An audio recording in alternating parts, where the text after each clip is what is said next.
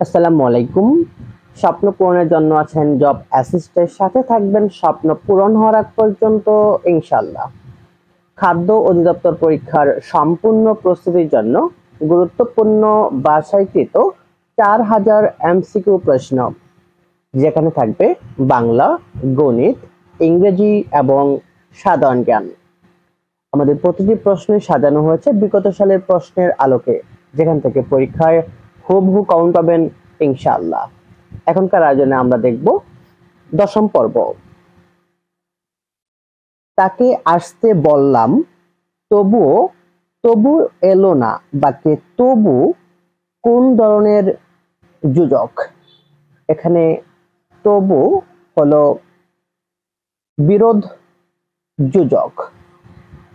নিচের কোন শব্দটি শুদ্ধ বানানে লিখিত? এখানে শুদ্ধ বানানে লিখিত শিরচ্ছেদ, এটি হলো শুদ্ধ বানানে লিখিত। বাবুয়ানা কোন শ্রেণীর শব্দ? বাবুয়ানা এটি হলো যৌগিক শব্দ। ডিকোড এর পারিভাষিক শব্দ বা অর্থ কি? ডিকোড এর পারিভাষিক অর্থ সংকেত মোচন করা। অতিরিক্ত তথ্য উপস্থাপন ও কাল নির্দেশ করতে কোন যতিচিহ্ন ব্যবহৃত হয়?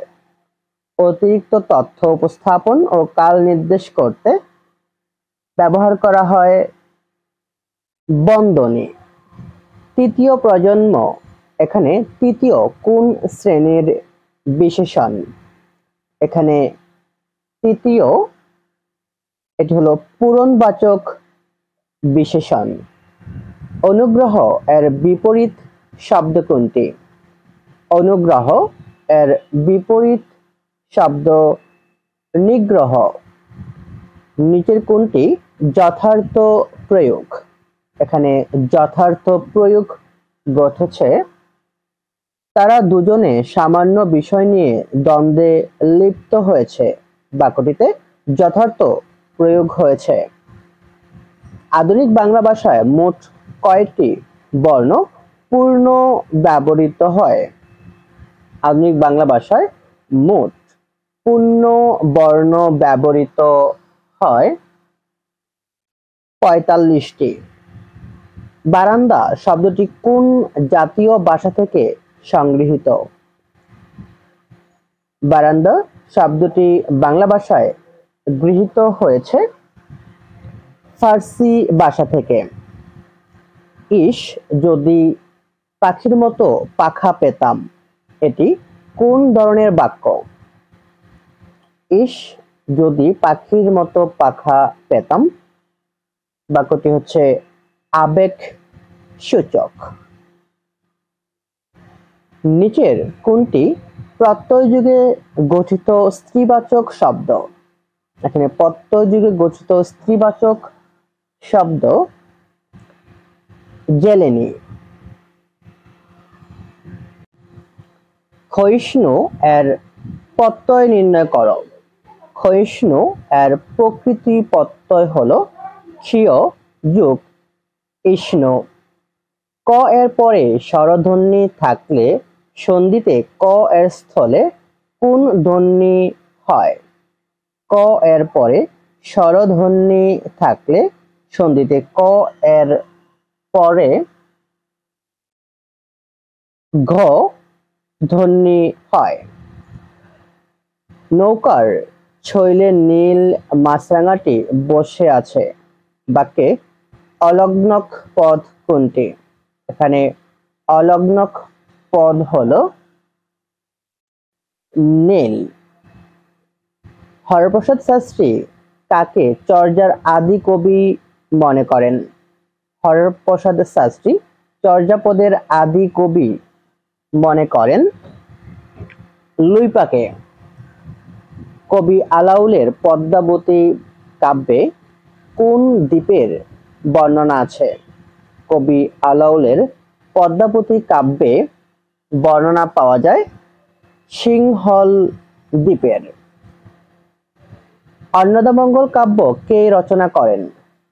অন্নদামঙ্গল কাব্য রচনা করেন ভারতচন্দ্র। নবীবংশ পুস্তকটি কে রচনা করেছেন? নবীবংশ পুস্তকটি রচনা করেছেন সৈয়দ সুলতান। বটতলার পুঁথি বলতে কি বোঝায়? বটতলার পুঁথি বলতে বোঝায় দুভাষী ভাষায় রচিত পুঁথি সাহিত্যকে বটতলার পুঁথি বলা হয়। মুসলিম সাহিত্য সমাজ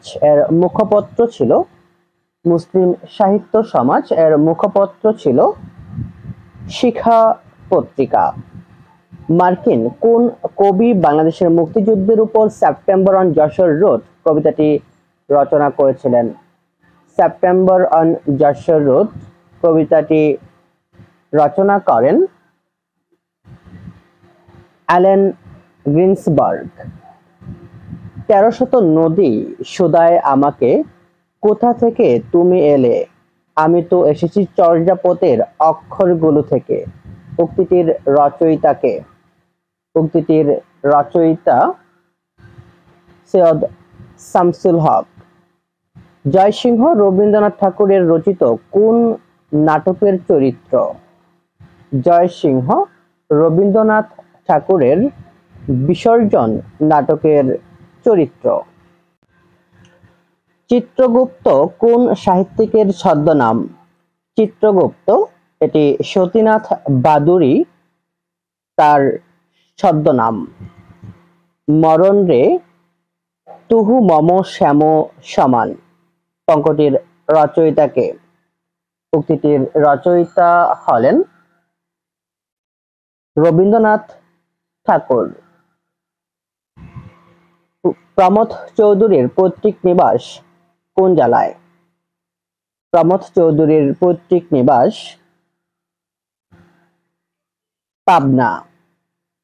বাংলা কবিতায় আধুনিকতার প্রবর্তক কে? বাংলা কবিতায় আধুনিকতার প্রবর্তক হলেন মাইকেল মধুসূদন দত্ত। রবীন্দ্রনাথ ঠাকুরের নির্ঝরে স্বপ্নবঙ্গ কবিতায় কবির উপলব্ধি হচ্ছে তার উপলব্ধি হচ্ছে ভবিষ্যৎ বিচিত্র ও বিপুল সম্ভাবনাময়। যে মাধুরী বাংলা ভাষায় গড়েছে আত্মীয়র পল্লী কোন কবিতার চরণ? যে মাধুরী বাংলা ভাষায় গড়েছে আত্মীয় পল্লী এটি হলো বাংলাদেশ কবিতার একটি চরণ। Field of the embroidered quilt কাব্যটি জসীমউদ্দীনের কোন কাব্যের ইংরেজি অনুবাদ? এটি জসীমউদ্দীনের নকশিকাঁথার মাছ এর অনুবাদ। আরেক ফাল্গুন উপন্যাসের রচয়িতা কে? আরেক ফাল্গুন উপন্যাসটি রচনা করেন জহির রায়হান। জন্মই আবার আজন্ম পাপ ও নারকীয় ভুবনের কবিতা গ্রন্থদ্বয়ের রচয়িতা কে? গ্রন্থদ্বয়ের রচয়িতা হলেন দাউদ হায়দার। ঢাকার নবাব পরিবারের এক মহিলার অঙ্কিত ছবি দেখে কাজী নজরুল ইসলাম কোন কবিতা রচনা করেন? ঢাকার নবাব পরিবারের এক মহিলার অঙ্কিত ছবি দেখে কাজী নজরুল ইসলাম তিনি রচনা করেছিলেন খেয়াপাড়ের তরুণী কবিতাটি। ফুল ফুটুক না ফুটুক আজ বসন্ত এই স্মরণীয় চরণটি লিখেছেন সুভাষ মুখোপাধ্যায়। প্রাচীন ভারতের নেপোলিয়ন বলা হয় কাকে? প্রাচীন ভারতের নেপোলিয়ন বলা হয় সমুদ্রগুপ্তকে। বঙ্গভঙ্গ ব্যবস্থা রহিত করেন কে? বঙ্গভঙ্গ ব্যবস্থা রহিত করেন লর্ড হার্ডিস। কোন মুঘল সম্রাট ফতোয়া-ই-আলমগীর নামক আইন সংকলন করেন? ফতোয়া-ই-আলমগীর নামক আইন সংকলন করেন আওরঙ্গজেব। কোন সালে পাকিস্তানে প্রথম সামরিক শাসন জারি হয়েছিল? পাকিস্তানে প্রথম সামরিক শাসন জারি হয়েছিল 1958 সালে। বঙ্গবন্ধু শেখ মুজিবুর রহমানের কারাগারের রোজ নামটা প্রকাশিত হয় বাংলা একাডেমি থেকে। বীরশ্রেষ্ঠ হামিদুর রহমানের পদবী কি ছিল? বীরশ্রেষ্ঠ হামিদুর রহমানের পদবী ছিল সিপাহী। বাংলাদেশের আইন অনুযায়ী কত বছরের নিচে শিশুদের শ্রমে নিয়োগ করা যাবে না? 14 বছর। জাতির জনক বঙ্গবন্ধু জাতিসংঘের কোথায় বাংলায় ভাষণ প্রদান করেন? বঙ্গবন্ধু শেখ মুজিবুর রহমান বাংলায় ভাষণ প্রদান করেন সাধারণ পরিষদের অধিবেশনে। কোনটি রবি ফসল নয়? রবি ফসল নয়, কচু। বাংলাদেশে ক্ষুদ্র নৃগোষ্ঠীর বসবাস কোথায় বেশি এবং কোন জেলায়? বাংলাদেশের ক্ষুদ্র নৃগোষ্ঠীর বসবাস সবচেয়ে বেশি রাঙ্গামাটি। বাংলাদেশ 2023 থেকে 2027 মেয়াদে কোন সংস্থার নির্বাহী পরিষদের সদস্য নির্বাচিত হয়েছে? ইউনেস্কোর নির্বাহী পরিষদের সদস্য হিসেবে নির্বাচিত হয়েছে। ষষ্ঠ জনশুমারি ও গৃহগণনা 2022 অনুযায়ী ঢাকা 2 সিটি কর্পোরেশনের জনসংখ্যা কত?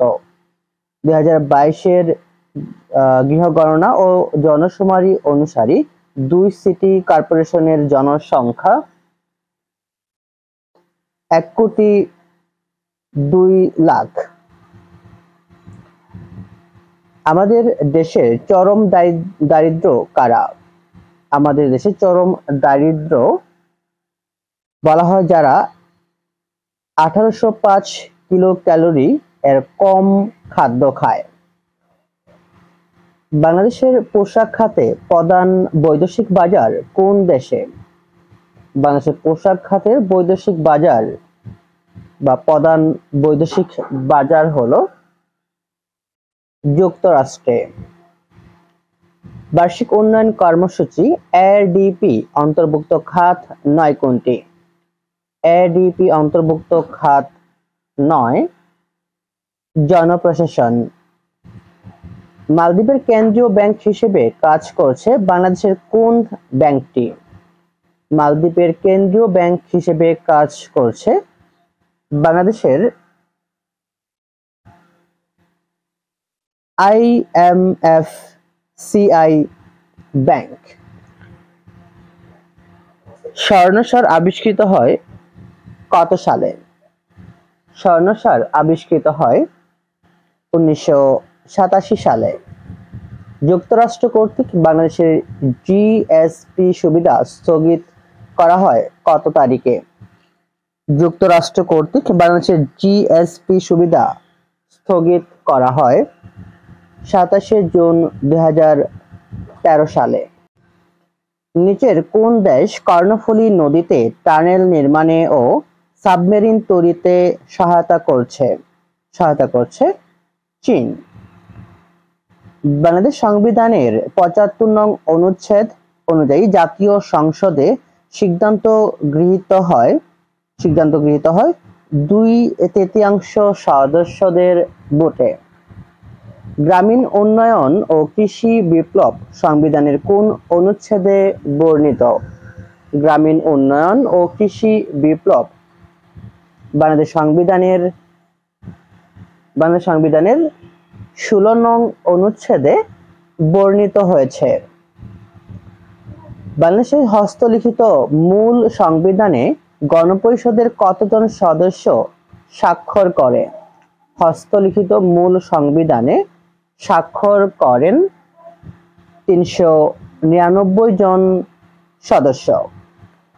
শিক্ষা প্রতিষ্ঠানে জাতীয় সঙ্গীত পরিবেশনা বাধ্যতামূলক করা হয়েছে কোন চেতনায়? দেশাত্মবোধক সৃষ্টির লক্ষ্যে প্রতিটি শিক্ষা প্রতিষ্ঠানে জাতীয় সঙ্গীত পরিবেশনা বাধ্যতামূলক করা হয়। বাংলাদেশে কার উপর আদালতের এখতিয়ার নেই? আদালতের এখতিয়ার নেই রাষ্ট্রপতির উপর। বাংলাদেশের ইতিহাসে যে ঘটনা আগে ঘটেছিল, বাংলাদেশের ইতিহাসে আগে ঘটেছিল বঙ্গভঙ্গ। সরাসরি ভোটে রাষ্ট্রপতি নির্বাচিত হয় কতবার? সরাসরি ভোটে রাষ্ট্রপতি নির্বাচিত হয় 3 বার। 1990 এর গণ অভ্যুত্থানে কোন চাপ সৃষ্টিকারী গোষ্ঠী গুরুত্বপূর্ণ ভূমিকা পালন করে? গুরুত্বপূর্ণ ভূমিকা পালন করে শ্রমিক ও কর্মচারী ঐক্য পরিষদ। চট্টগ্রাম কক্সবাজার রেলপথের দৈর্ঘ্য কত? চট্টগ্রাম কক্সবাজার রেলপথের দৈর্ঘ্য 128 কিলোমিটার। মোহামেডান লিটারেরি সোসাইটি প্রতিষ্ঠাতা কে? মোহামেডান লিটারেরি সোসাইটি এর প্রতিষ্ঠাতা হলেন নবাব আব্দুল লতিফ। অবিভক্ত বাংলার প্রথম জেলা কোনটি? অবিভক্ত বাংলার প্রথম জেলা যশোর। এভিন কারাগার কোন দেশে অবস্থিত? এভিন কারাগার এটি ইরানে অবস্থিত। এই ছিল আমাদের 10ম পর্বে গুরুত্বপূর্ণ প্রশ্নাবলী। আমাদের প্রতিটি পর্বেই প্রতিটি টপিক থেকে, প্রতিটি প্রশ্নের সম্পূরক প্রশ্ন থেকে যে প্রশ্নগুলো হয়, সেই প্রশ্নগুলো থেকে সাজানো হচ্ছে আমাদের এমসিকিউ প্রশ্নগুলো।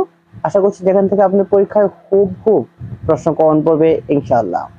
খাদ্য অধিদপ্তর সহ সকল চাকরি পরীক্ষার জন্য এই প্রশ্নগুলো খুবই গুরুত্বপূর্ণ।